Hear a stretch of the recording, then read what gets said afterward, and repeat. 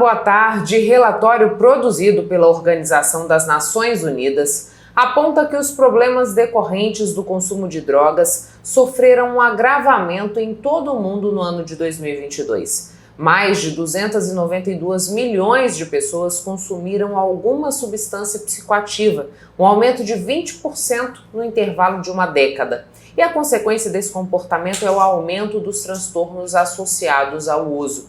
Mas como anda o amparo às famílias afetadas por essa realidade? E é sobre isso que converso hoje com a jornalista especialista em dependência química, Maria Tesolin. Maria, muito obrigada por aceitar o nosso convite para que a gente pudesse falar sobre esse cenário de dependência química, do uso de álcool. A gente tem dados que mostram um aumento de pelo menos 20% nos usuários de álcool e drogas nos últimos 10 anos em todo o mundo. O que a gente pode dizer sobre assistência para dar o suporte necessário de saúde para essas pessoas? Mato Grosso, o Brasil está preparado para isso? Isso, 26%. Então, 26% em 10 anos o aumento de consumo. O que é que nós temos atualmente? Nós temos políticas públicas muito eficazes. Nós temos redução de danos que permeiam o usuário e que ajudam muita gente. Nós temos os CAPs, os CRAS trabalhando conjuntamente e que dão resultado.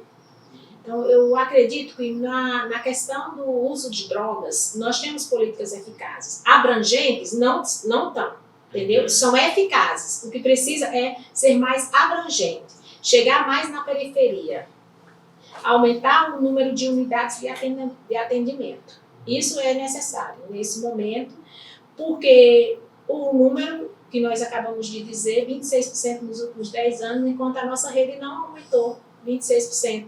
Então, assim, nós temos qualidade de atendimento, mas falta abrangência no atendimento.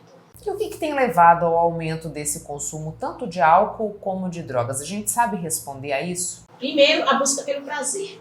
Ninguém pode dizer que a droga é algo ruim. Droga não é algo ruim. O ruim é a consequência do uso dela ao longo do tempo. Quando você usa droga pela primeira vez, você vai ter uma sensação boa. E isso faz com que você procure novamente. A maioria das pessoas, de acordo com as pesquisas existentes, eles buscam droga por curiosidade e busca de prazer.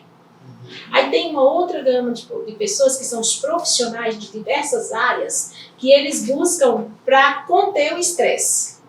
Então você termina um dia muito estressante, você vai tomar uma cerveja para relaxar.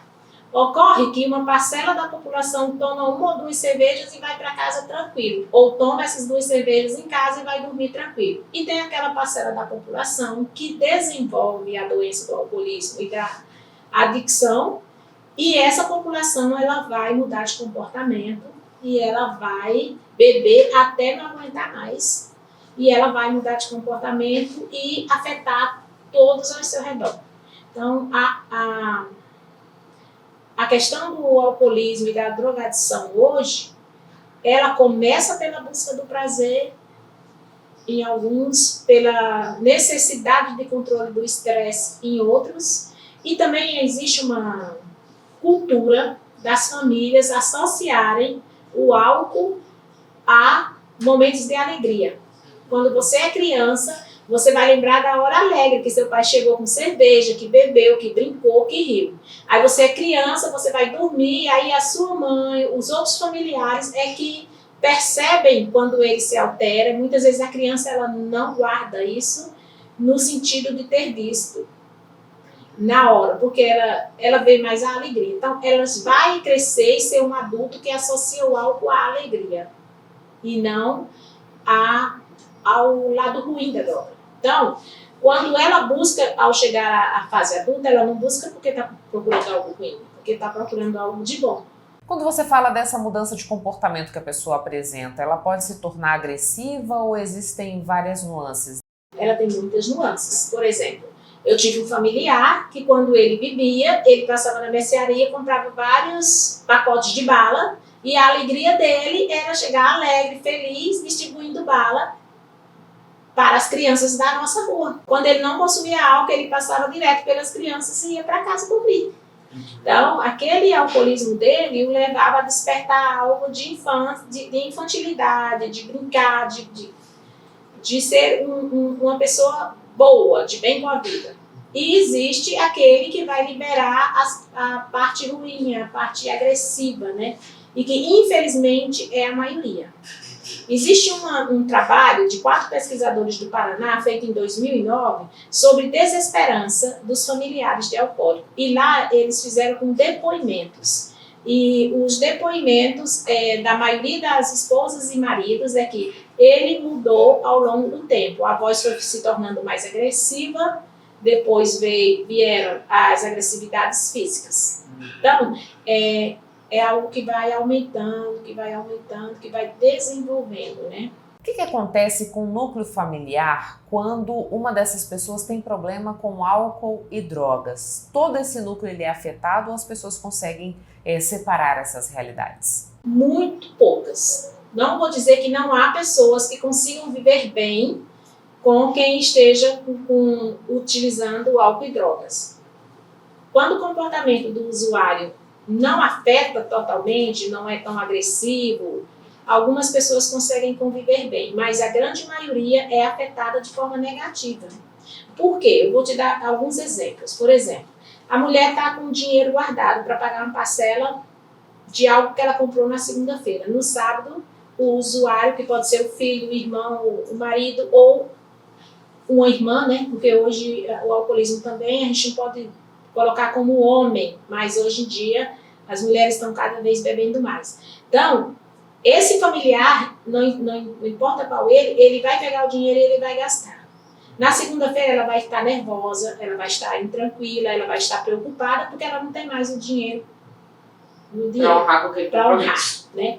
Eu tenho andado na periferia de Várzea Grande. Uma das coisas que tem na periferia de Várzea Grande hoje são muitos adolescentes que moram com os avós e que eles pegam um botijão de gás e vendem para usar. E aí os avós estão continuadamente tendo que comprar esse botijão de gás. E como a aposentadoria é pequena, eles acabam se endividando. Então, aí o que? A pessoa que está endividada, ela também perde o equilíbrio, ela também adoece, né? E tem a questão, assim, dos colegas de trabalho também. Reflete em alguns colegas de trabalho quando a pessoa não vai na segunda-feira porque usou no domingo. Vai sobrecarregar os colegas de trabalho e onerar o patrão se ele colocar alguém para substituir e tiver que pagar hora extra. Então, aí são perdas sociais. Então, não são só perdas pessoais, materiais, mas nós temos perdas sociais muito grandes com relação ao alcoolismo. Que muita gente está começando a estudar sobre isso. Existem estudos que comprovam que o absenteísmo na segunda-feira é grande por causa do uso de álcool e drogas no final de semana.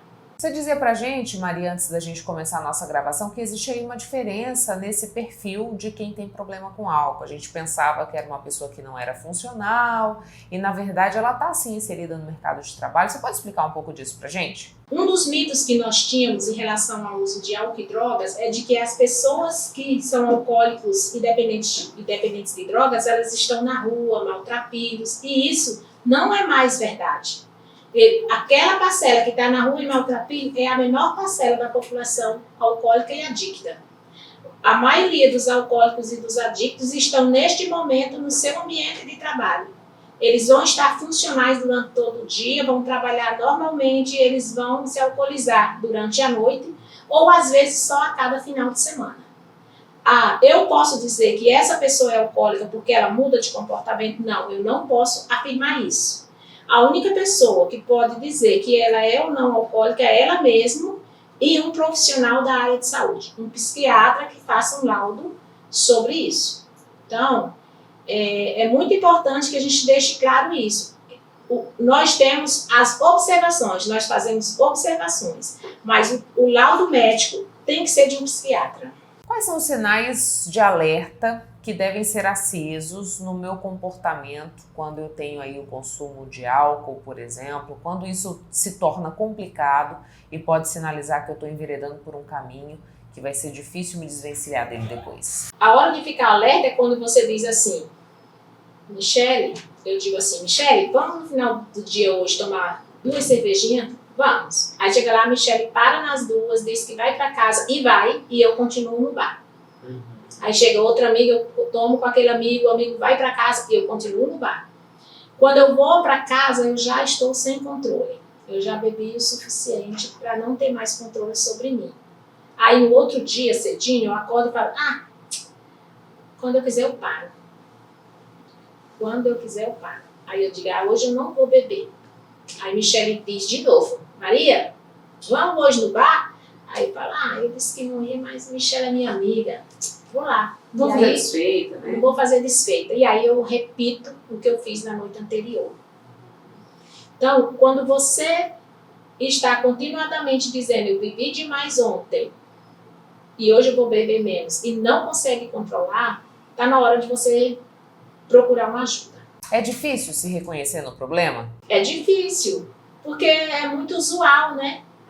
Principalmente o álcool, ele é liberado, é uma droga ilícita. Eu uma vez conversei com uma pessoa e eu falei assim, fulano, você está usando drogas ilícitas? Ele falou para mim, você é louca? Eu não sou marginal não, eu só tomo álcool. A associação de droga é marginal, mas a associação do álcool é social. Então, quando a associação é social, é muito aceita, é mais difícil de eu tomar consciência de que aquilo não está me fazendo muito bem e que é hora de buscar ajuda. Maria, a gente pode pensar que por conta desse agravamento no que diz respeito à saúde mental, com mais casos de depressão, de ansiedade, o consumo de álcool e drogas pode ser um caminho adotado por essas pessoas? O que os estudos dizem a respeito disso? Os estudos demonstram o caminho inverso. Quando as pessoas começam a usar abusivamente, elas desenvolvem essas outras doenças associadas. A depressão. Nesse estudo que eu te falei, do Paraná, a grande maioria estava com depressão, uma parte estava com depressão e ansiedade, e uma menor parte, mas ainda significativa, já tinha pensado em suicídio. Entendeu? Existe um estudo lá feito em São Paulo por 4 psicólogos, que eu esqueci infelizmente o nome deles. O estudo relaciona a depressão de familiares com a mudança de comportamento dos usuários. E aí, entre as mães, os pais, esposos e esposas, mais da metade já tinham tido algum sinal de depressão, estavam em depressão ou já tinham tido depressão. E 16% já tinham pensado em suicídio. E todos já haviam pensado em largar a pessoa em separação, que é outra consequência social do álcool, que são os divórcios, né? Os divórcios. Eu fiz em 2013, quando eu fiz a especialização em dependência química, o meu trabalho de conclusão de curso foi com 110 jornalistas em atuação em Cuiabá e Várzea Grande. Eu visitei algumas redações e entrevistei 110 jornalistas. Dos 110 jornalistas, 110 já haviam usado álcool e 87 já haviam usado outro tipo de droga associada. E todos eles são muito funcionais. São muito funcionais. Então, é muito tênue essa linha da gente dizer que é ou não um dependente. Só ele, junto com o profissional, vai descobrir isso. Em 2021, uma pesquisa realizada pelo Instituto Ipsos em 134 municípios brasileiros mostrou que 62% dos entrevistados consideram que a violência pode ser utilizada como ferramenta para que a criança ou adolescente não vire bandido. Já 46% dos ouvidos acreditavam que o trabalho infantil pode ser adotado como uma forma de ocupar o tempo ocioso da criança.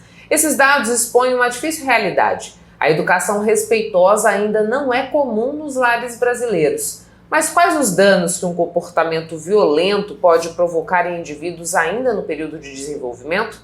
É sobre isso que converso hoje com a psicóloga Fernanda Marques. Fernanda, muito obrigada por aceitar o nosso convite para que a gente falasse mais sobre essa educação positiva que visa não adotar um comportamento violento, com as nossas crianças e adolescentes. Ainda é um desafio a gente conseguir fazer essa transição, ou muito já se mudou do que a gente tinha em gerações passadas, que era comum até a gente perceber a adoção da violência nesse processo de educar. Eu agradeço o convite por estar aqui falando desse tema super importante, né? A gente precisa estar educando as pessoas, né, sobre como a gente pode trazer uma educação mais positiva, mais respeitosa, né? Então é um dos princípios da disciplina positiva o respeito. E o que acontece, né? Você falou dessa mudança. Aconteceu mesmo uma mudança. Antigamente, os estilos parentais eram muito mais autoritários, né? A gente percebe mudança para os extremos. Um estilo mais permissível. E aí, o que seria, né? Afinal, permissível, estilo autoritário. Quando a gente fala do estilo... Do estilo autoritário? Estilo autoritário, que é quando o pai, né, tem aquele controle, o poder, né? Sendo que a criança não tem uma voz. As suas necessidades não são tão atendidas, né? Apenas o que o pai quer, o que os pais querem para aquela criança. É um controle muito rígido, então é o controle altamente rígido e a responsividade, o afeto muito baixo. Enquanto a gente vê no permissível, seria os pais muito mais afetivos, muito mais responsivos, porém a exigência ali, que seria o controle em relação aos limites, às regras, muito baixa. Então essa mudança causa algumas consequências, tanto para o filho, para a sociedade. E por que isso acontece às vezes, né? Porque às vezes essa geração que passou, né, por pais mais autoritários, fala, não, eu não quero vivenciar isso, e aí muda, só que muda para os extremos. E a gente precisa muito também, nesse processo, quando eu atendo os meus, a família, né, eu sempre falo, façam terapia também para você entender os seus gatilhos, o que causa algumas coisas, né, que a gente começa a replicar os comportamentos transgeracionais, né. Fernanda, você disse pra gente de dois extremos. Um, em que a violência está presente, seja ela física, seja ela psicológica, e no outro, que eu tenho a permissividade presente, que essa criança ela fica sem limite e ela acaba procedendo da maneira que ela acha que mais convém. Queria que você pontuasse pra gente qual é o problema que eu posso ter em decorrência dessa educação violenta e qual o problema que eu posso ter dessa educação que também é extremamente permissiva. Vamos pensar nas consequências para o filho? Primeiro, no autoritário, a gente percebe uma criança que tem dificuldade em se expressar, em falar suas opiniões, suas ideias, então vai ser uma criança também que vai ter dificuldade em se regular. E a gente percebe que assim, essa criança vai crescer, então vai trazer um adulto com dificuldade em dizer não, também de regular suas emoções, muito mais ansioso, com alto índice, né, de tendência aí para ter uma depressão também. Agora, quando a gente fala também do permissivo, também traz prejuízo, né? Todos os extremos não são saudáveis. A gente até fala da disciplina positiva, é o equilíbrio entre esse mais extremo, seja o autoritário e o permissivo. O permissivo, no caso, as consequências, a gente pode pensar numa criança, sabe aquele termo que as pessoas usam, o reizinho da casa? Onde aquela criança tem dificuldade em lidar com as frustrações, com os limites, com as regras, porque a gente vive uma sociedade e a gente tem regras para seguir no ambiente que a gente tem, nas instituições. Vai ter muitos prejuízos escolares também, quando a gente for pensar nos dois extremos, tá? Entre uma criança ali que viveu no estilo mais autoritário, vai ter dificuldade às vezes por se cobrar demais para estar no padrão muito alto, enquanto o outro por não ter tanta exigência no permissível, uma criança que não vai se dedicar tanto nos estudos. E a gente fala de uma educação mais democrática, que seria o mais equilibrado, falando assim, né? E como que eu construo essa relação? Né? Porque assim, eu acho que por vezes as pessoas se sentem um pouco perdidas de até onde ela pode ir de uma maneira mais autoritária e até onde ela pode ceder nessa construção. Então existe aí uma cartilha, né? Ou assim, algumas dicas que você possa trazer para quem está nos assistindo que ajude nessa construção? Sim. A primeira dica é fazer terapia. Porque, como eu falei, a gente repete padrões transgeracionais. E é algo automático. Quando a gente vê, a gente já tá, às vezes, gritando com a pessoa, com o filho. E a gente precisa entender os nossos gatilhos, o que nos atinge, quais são os nossos próprios limites. Esse é o principal que eu recomendo para todo mundo. Mas vamos pensar, o que é o estilo democrático, que seria o mais saudável, que a gente pensa nesses dois extremos, mas o mais saudável seria você ter alta responsabilidade, então você dar muito afeto, porque o afeto constrói, né, ele transforma nas nossas vidas. A gente quer ser amado, o filho também quer ser amado. E então o afeto é muito importante, mas também ter alta exigência. O que seria essa exigência? Seria no controle de você poder cobrar o filho no que ele precisa ser feito, seja uma rotina adequada para aquela criança, para aquele filho, também ter umas regras mais claras, sabe? E ouvir aquela criança. É muito importante que aquela criança se sinta pertencida ao ambiente familiar, que ela sinta que tá ali, tem um propósito, tem um porquê. Então, quando tem a regra clara, o que ela faz ali, qual o papel daquela criança na família, fica mais fácil também, né? Com esses dois pilares, sendo, né, o controle ali de você ajudar aquela criança a entender quais são as regras, quais são os limites, mas também dá muito afeto, muito amor.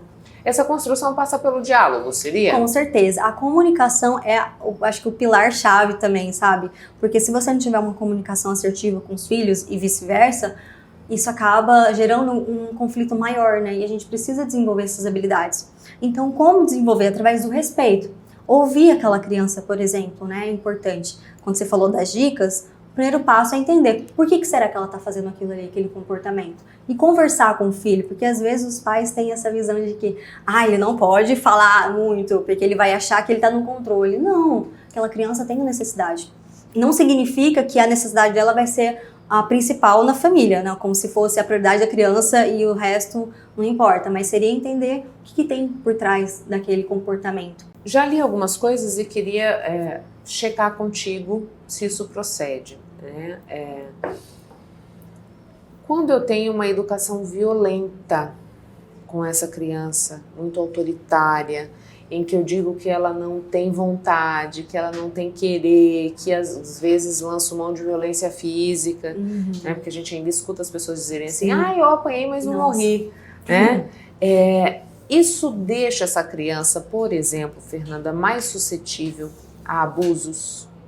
Com certeza, porque aquela criança entende que aquele é um padrão de amor, de afeto. Você ter alguém que vai gritar com você, que vai te bater, e muitas vezes, muitos pais, hoje em dia mudou, né? Mas antigamente é assim, eu tô batendo pra te educar, porque eu te amo. E como que vai ser, né? Essa criança ouvindo isso, internalizando, vai construindo, né? Que a gente tem vários estilos de apego, né? Então essa criança vai construir um apego onde ela vai buscar pessoas parecidas com seus pais nesse contexto, né? Então afeta. Então é uma criança que ao longo, né, da sua jornada de vida pode desenvolver depressão, ansiedade, ter essa dificuldade nas relações mais autoritárias, né? Então acaba sendo até mais submissa. A gente estava falando dessa necessidade de diálogo e muitas vezes é uma dificuldade, né, das pessoas conseguirem até mesmo se expressar de uma forma que não seja violenta. Ou eu estou muito na defensiva, ou eu vou falar gritando com essa criança, porque já estou naquele nível de estresse que deságua, né? E eu acabo descontando em quem está mais perto, e muitas vezes quem está mais perto é o filho. Nesse processo, Fernanda, a gente sabe que assim, no trabalho tem muita coisa que a gente não pode expressar. E em casa isso acontece. Existe algo que a gente possa fazer nesse caminho de casa, do trabalho para casa, para que eu não tenha esse comportamento que vai respingar nos membros que compõem o meu núcleo familiar? Sim, com certeza. Quando a gente fala, né, desses comportamentos, né, vamos pensar nesse autocontrole que às vezes o pai não tem e que muitas vezes acaba afetando os filhos. Como eu falei, a terapia é importante, mas técnicas, por exemplo, de respiração, você buscar respirar, focar no momento presente para te ajudar a se regular, deixar os problemas, né, do trabalho no trabalho, entender se você está indo para sua casa. A gente tem vários outros fatores que influenciam, né? Se for uma família ali que não tem uma rede de apoio, também vai ser mais desafiador, né? A questão acaba afetando muito mais, mentalmente falando. Então, assim, técnicas de respiração, pensar na casa sendo um porto seguro. Quando estiver em meio a um conflito com o filho, se o pai perceber que ele está perdendo o controle, fala para o filho. Acho que isso é até importante de dar esse modelo pro próprio filho, porque nem sempre a gente vai estar super bem. E aí quando o pai demonstra pro filho, olha, você percebe que eu tô muito chateado, tô muito afetado, eu tive várias questões no trabalho, enfim, eu preciso de um tempo para respirar, para me regular, depois a gente conversa. E retomar, né, esse momento de conversar num momento mais saudável emocionalmente falando, não quando ele estiver desregulado, porque a tendência é falar coisas que não gostaria de falar, é ter comportamentos mais disfuncionais. Tanto a criança, né? Se for uma criança também que ela tá desregulada emocionalmente, às vezes não é a melhor alternativa você chegar e ficar conversando com a criança. Ajudar nessa autorregulação da criança também, né? Dessas técnicas de respiração, buscar, às vezes, sair do ambiente que tá tendo esse conflito, poder conversar, olha, entendo que você tá bem chateado com a situação, mas vamos conversar depois. São algumas estratégias. Geralmente, quando o pai tem muitas questões assim de dificuldade em lidar com as emoções, recomendo a terapia, porque na terapia a gente entende o que tem por trás desse comportamento, né? Porque a queira ou não, às vezes vem de comportamentos transgeracionais. Essa criança que passa por uma educação violenta, ela replica, por exemplo, no ambiente escolar esse comportamento? Com certeza. A tendência de uma criança que tem um pai mais autoritário é ser mais agressivo. Não são todos, como eu falei, tem uns que são mais submissos, mas pode ter essa agressividade. Então isso vai sendo replicado, né? E também quando talvez essa criança for um adulto e tiver filhos, também pode replicar esse mesmo padrão de comportamento, até mesmo nos seus relacionamentos amorosos, por exemplo, ser uma pessoa mais rígida, né, inflexível. Essa inflexibilidade, ela acaba trazendo mais sofrimento nesse desenvolver da vida? Com certeza, porque a gente precisa ser flexível, tem as regras para ser seguidas, mas a gente precisa entender, né, qual que é o contexto que aquela regra precisa ser seguida, como que é a questão, né, falando de regras da família, por exemplo, como que a gente pode ter uma flexibilidade diante de um contexto específico ali. E ela é importante para a gente conseguir lidar com as dificuldades, porque quando a gente cresce, ou a criança vai crescendo, ela vai lidar com muito mais desafios na vida e precisa desenvolver essa habilidade. Nem tudo sai como a gente planeja, Exatamente, né? Essa capacidade de contornar aquilo que é imprevisível passa por essa flexibilidade. E agora eu lembrei de uma outra questão quando a gente fala dos pais, né? Tanto em vários estilos parentais, mas quando a gente fala também do pai que tem aquela expectativa, que quando às vezes tem filho, você é mãe, você vai, né, se enquadrar nisso de... Tem uma expectativa, eu quero que meu filho cresça assim, você cria aquela ideal do filho, mas tem o filho real. Depois, quando você vê, o filho vai crescendo e aí você tem que lidar com a realidade. Não rotular os filhos, não colocar aquele rótulo, meu filho é um filho difícil, meu filho é um filho bonzinho. Cuidado com os rótulos, isso pode afetar muito a criança. Vou dar um exemplo, né, dessa questão do filho bonzinho. Geralmente é o filho que passou por um pai mais autoritário, que é aquele filho que acha que não pode dar trabalho pro pai. Quando ele cresce, ele vai ser aquela pessoa que não impõe limite, onde as pessoas vão estar ali, né, meio que maltratando, talvez, mas ele tirando proveito. Tirando proveito, eu não posso, eu preciso ser a pessoa boa, porque senão você é a pessoa ruim. Então traz muitas consequências, né? Então o pai também trabalhar essas expectativas entre o que ele imaginou que seria um filho e o que é o filho real, entende? Olhar para a singularidade do próprio filho. E saber que todos nós temos dificuldades, né? Com certeza, todo mundo tem as nossas questões, ninguém é perfeito. Exatamente. Fernanda, muito obrigada pelas informações aqui no Papo. Deixo agora o microfone à disposição caso você queira acrescentar mais alguma coisa nesse processo de ajudar quem está nos assistindo a construir essa relação que seja mais respeitosa, que possa colaborar com o desenvolvimento de crianças que não venham a se tornar adultos disfuncionais, né, ou com algum transtorno. Eu agradeço o convite por estar aqui, é muito bom, já não é a primeira vez estar aqui, então eu agradeço o convite, a confiança. E para quem está assistindo a gente, eu recomendo a terapia.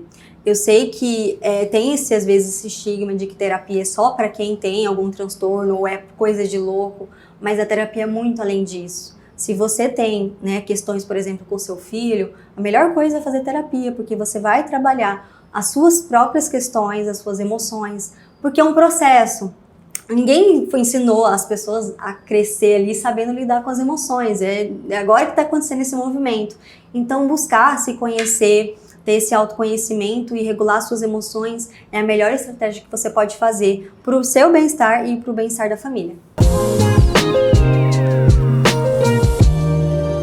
Fundada para garantir às crianças e adolescentes em tratamento contra o câncer o direito de alcançar a cura com qualidade de vida, a Associação de Amigos da Criança com Câncer de Mato Grosso completa 25 anos em 2024. Vamos conhecer um pouco desse trabalho?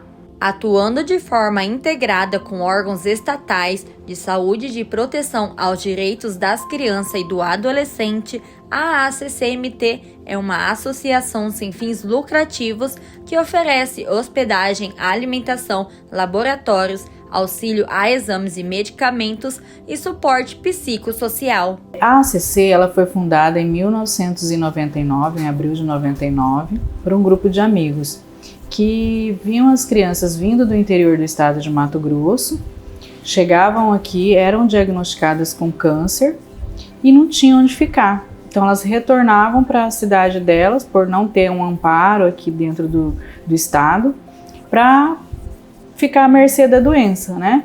E Cuiabá estão os dois centros de referência, que é Santa Casa de Misericórdia e o Hospital de Câncer. Então são os dois hospitais que dentro do estado de Mato Grosso tratam crianças com câncer. Então essas crianças vinham do interior, chegavam aqui, eram diagnosticadas, não tinham onde ficar e retornavam para o seu município. Aí o anseio desse grupo de amigos fez com que se reunissem e montasse aqui a Casa de Apoio, a ACCMT, que desde essa data, então, começou a acolher essas famílias. Então, a família vem, a partir do diagnóstico ela não tem onde ficar, elas são acolhidas aqui com 100% tudo gratuito dentro da casa. No entanto, como muitas outras entidades, a ACCMT enfrenta desafios financeiros que podem comprometer a continuidade dos serviços prestados, e é para superar essas dificuldades que a instituição realiza campanhas de arrecadação. O maior desafio da associação hoje é o custeio e manutenção da casa. Porque assim, às vezes as pessoas acham que o custeio está ali na cesta básica, né, na doação do arroz, na doação do feijão. Só que aqui tem, por exemplo, a ACC hoje ela tem um custo altíssimo de energia, né? Aí nós temos aí também um custo de manutenção dos veículos, o custo com os funcionários, combustível. Então são custos, contador, segurança, são custos que dependem de um valor financeiro e que quando você faz uma campanha, normalmente a pessoa vem aqui e ela faz uma doação de produtos, né? Não que não seja importante, são de suma importância, até porque, por exemplo, hoje a ACC ela doa cesta básica através desses produtos que chegam aqui, ela faz toda a alimentação aqui na casa. Nós temos as campanhas e projetos, né? E a gente tem apoio de algumas empresas que apoiam a instituição através de projetos, como a Fundação Brasil Foundation, né? Que é apoiada aqui pelo Shopping Três Américas. Nós temos aí a campanha do Mac Dia Feliz, que é coordenada pelo Instituto Ronald McDonald. Até abro uma fala aí nessa campanha pelo seguinte: hoje esta casa de apoio aqui, ela foi adquirida com recurso, primeira campanha Mac Dia Feliz, há 25 anos atrás. Apesar dos desafios financeiros enfrentados, a associação é considerada pelas famílias o melhor lugar para estar durante o tratamento de câncer, oferecendo acolhimento e suporte essenciais que elas não teriam por conta própria. Câncer é um diagnóstico que a gente nunca espera, né? Eu já conheci o câncer por aí, mas eu achava que o câncer era habitual em adultos, em crianças não. Então, quando a gente recebeu esse diagnóstico, a vida da gente desaba, né? É inevitável. E é um misto de emoções, porque a gente era lá do interior, lá de Guarantã, muito longe daqui. E aí você tem que sair e vir pra cá como se não houvesse amanhã, e realmente é esse sentimento, né? E chegar no hospital, ver a sua filha precisar passar por um tratamento doloroso, que o que machuca é o que pode curar ela, e de repente estar fora de casa não é fácil. Um bálsamo no meio de uma destruição, né? Porque se for pra gente pagar o que a gente recebe aqui, a gente não consegue. Eu acredito que nem se eu fosse numa classe média alta eu não conseguiria, porque é muito gasto, é muito desesperador, e aqui sem contar no acolhimento que a gente tem. Eu sempre falo para todo mundo que essa é minha casa, essa é a casa da minha filha, aqui que a gente foi acolhido, aqui que a gente conheceu muita gente, que acalmou nosso coração. Então não tem nem como mensurar, né? Considerado a moldura do rosto feminino, o cabelo tem papel essencial na manutenção da autoestima e na construção da imagem das mulheres. O cuidado com os fios é um negócio promissor e o Mega Hair vem auxiliando muitas mulheres a recuperarem o amor próprio, além de ser uma atrativa fonte de renda. Longos, médios ou curtos, lisos, ondulados ou encaracolados, sejam eles loiros, negros ou ruivos, as madeixas são uma parte importante para as mulheres e influenciam até mesmo na saúde delas. Além disso, o cuidado com os fios é também um negócio promissor. Eu usava Mega e me sentia muito empoderada quando eu estava com Mega.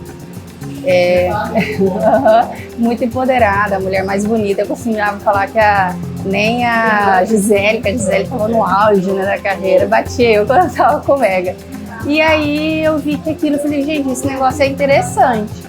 Aí eu pedi R$1.000 para minha mãe emprestada, na época era bastante dinheiro, R$1.000. Aí eu fui comprei algumas peças de onde eu tinha comprado o meu cabelo e fui vender de porta em porta. Então eu falo que sim, e eu não estava errada, me dediquei, estou no ramo desde 2010, então nós estamos falando de 14 anos, né? E eu, desde lá para cá, só tende a crescer, né? Só cresceu, principalmente pós-Covid. Então, eu falo que ele ainda vai muito além, esse ramo meu. O cabelo é essencial para a autoestima das mulheres e o Mega Hair tem ajudado muitas a recuperar a confiança e o amor próprio, proporcionando o visual desejado e fortalecendo o bem-estar emocional. Eu uso Mega. Não fico sem. Eu sem Mega eu fico triste aqui pelos cantos da vida, que às vezes não tem horário para mim. Aí eu fico pelos cantos e tal. Elas falam, não, vamos dar um jeito, fica mais tarde arrumar da Daniela. Então, se eu sou uma nova pessoa quando coloco Mega, imagina minhas clientes, eu falo que eu sou uma mulher. E toda vez que eu vou mudar algum ciclo da minha vida, eu mudo meu cabelo. Então, assim, meu cabelo, ele responde o que eu estou vivendo no momento e quem eu sou de verdade. Meu cabelo, pra mim, é tudo. O Mega Hair vai além de um acessório de beleza. Ele resgata a autoestima, devolvendo à mulher a segurança e um sentimento de empoderamento, representando uma fase de mudanças, tanto na estética quanto na mudança interna de uma mulher. Se você termina um relacionamento, a primeira coisa que você pensa, você como mulher, acho que provavelmente mexeu no seu cabelo. Uma chega aqui, quer cortar, quer mexer na cor, né? Aí, se ela briga com o filho, ela vem mexer com o cabelo. Uma até, inclusive, essa semana o filho foi embora daqui do estado, onde com o filho, ela vem mudar a cor do cabelo. Saiu do loira e passou pro morena. Se ela vai para uma entrevista, ela vem arrumar o cabelo. Se ela vai viajar, ela também vem arrumar o cabelo. Então, nós, mulheres, nós temos essa relação de passar o que a gente está sentindo para fora, mas com o cabelo. Então, por quê? A roupa, essas coisas, maquiagens, tudo a gente tira. O cabelo não tá ali diretamente com você. Eu costumo falar para as minhas colaboradoras que trabalham comigo, falei, olha, o trabalho que você está fazendo na cabeça da cliente é algo muito importante, porque tudo ela tira, roupa, sapato, carro ela deixa, agora o cabelo é a única coisa que está 100% do dia com ela. Então, por isso que a gente tem essa relação de amor com a gente mesma e de expressão com o cabelo. Primeiro e único grupo de maracatu de Mato Grosso, aqui em Cuiabá, o Buriti Nagô, está há 10 anos na ativa e oferece oficinas para quem deseja aprender sobre esse ritmo, que mescla aí tradições de matriz africana, sejam da Umbanda, do Candomblé, misturando música, dança nessa manifestação que tem uma ligação estreita com o povo negro. O maracatu é uma oportunidade única para explorar a riqueza da cultura afro-brasileira, aprender sobre seus ritmos e movimentos e participar de uma expressão vibrante e histórica que ressoa com a identidade cultural. Ao longo de uma década, o Buriti Nagô tem sido um pilar cultural em Cuiabá, Maringá, destacando-se pela dedicação à preservação e difusão do maracatu. O maracatu esse ano ele completou 10 anos, em maio. A gente fez uma feijoada, inclusive, para comemorar. Ele começou dentro da UFMT, com 2 pessoas que já tinham contato com o maracatu, especificamente com a nação Porto Rico, né, que nós somos filhos da nação Porto Rico.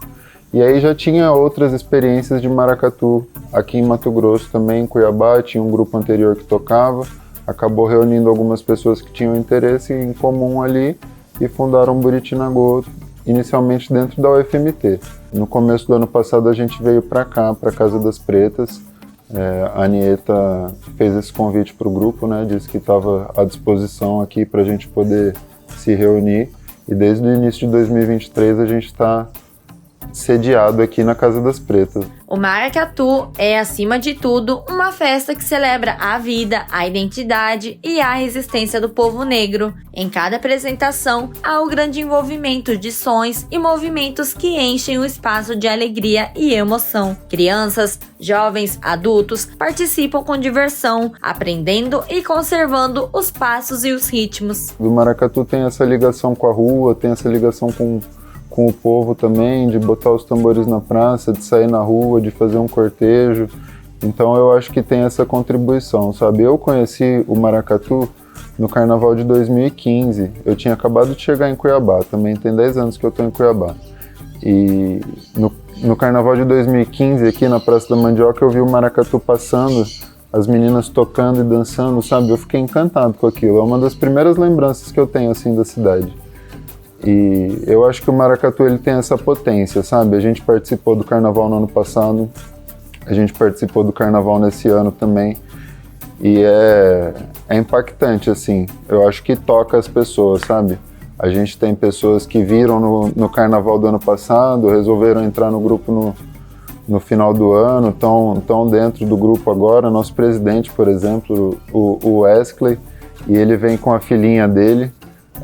Eu ajudei a organizar o carnaval do ano passado, eu lembro dos registros, né? A gente tem as fotos dele com a família, e a filhinha dele para mim foi um ícone, né? Que ela é bem pequenininha, a Elisa, ela estava fantasiada de Wandinha, e agora ela tá junto com a gente, tocando e cantando também, sabe? E você vê que foi a partir daquele momento na rua que criou essa conexão, assim, entre alguém que mora na cidade, né? E alguém que vê uma coisa passando na sua frente, assim, que te toca e que você fala, poxa, eu quero fazer parte disso, sabe? Eu acho que isso aconteceu comigo também. Atualmente, o grupo se reúne no Centro Cultural Casa das Pretas, que preserva e protege as culturas afro e ainda assim enfrentam algumas dificuldades. Já teve um processo que tentaram fazer um abaixo-assinado, mandaram para a Secretaria de Ordem Pública, a gente sofreu uma intervenção policial aqui no meio de uma oficina, num sábado, 4 horas da tarde. Falando que a gente seria multado caso a gente continuasse, né? Então, assim, são vários sentimentos que o maracatu desperta, né? Inclusive por essa questão do conteúdo religioso, do conteúdo de matriz africana mesmo, né? As pessoas falam que a gente está fazendo macumba na praça, que vai contra os valores deles, entendeu? Então, assim, tem todo esse tipo de situação que a gente acaba se envolvendo por conta disso.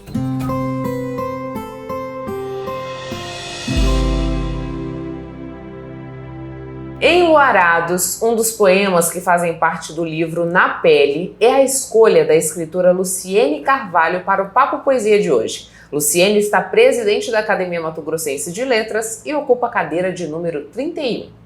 Nós vamos enluarar esse país. Vamos atravessar fronteiras, com cota, sem cota, não importa. Nós que carregamos pedaços de noite em nossas peles, nós vamos enluarar o Brasil, que é nosso por indenização moral, porque sobrevivemos. Nossas neuroses são cicatrizes do tronco.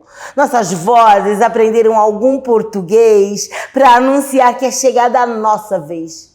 Para quem não crê, prepara o espanto, pois escutará o nosso canto. Nosso lamento foi transformado em argumento. Sai lá fora, viu? Nós construímos o Brasil. E com poesia, chegamos ao fim de mais uma edição do Papo com Ela. Eu agradeço a você que ficou comigo até este momento. É sempre uma honra poder contar com a sua companhia. Mas antes de ir embora, vou te fazer um pedido. Siga o Papo com Ela no Instagram, no Facebook, se inscreva no nosso canal no YouTube. E lembrando que você pode mandar sugestão de assuntos que gostaria de ver aqui no Papo. Para isso, você pode fazer contato com a gente através das nossas redes sociais ou por esse endereço que aparece aí na sua tela. Tenha um excelente fim de semana. Sexta que vem a gente está de volta trazendo mais informação para você e eu espero sempre contar com a sua companhia. Um beijo e até lá!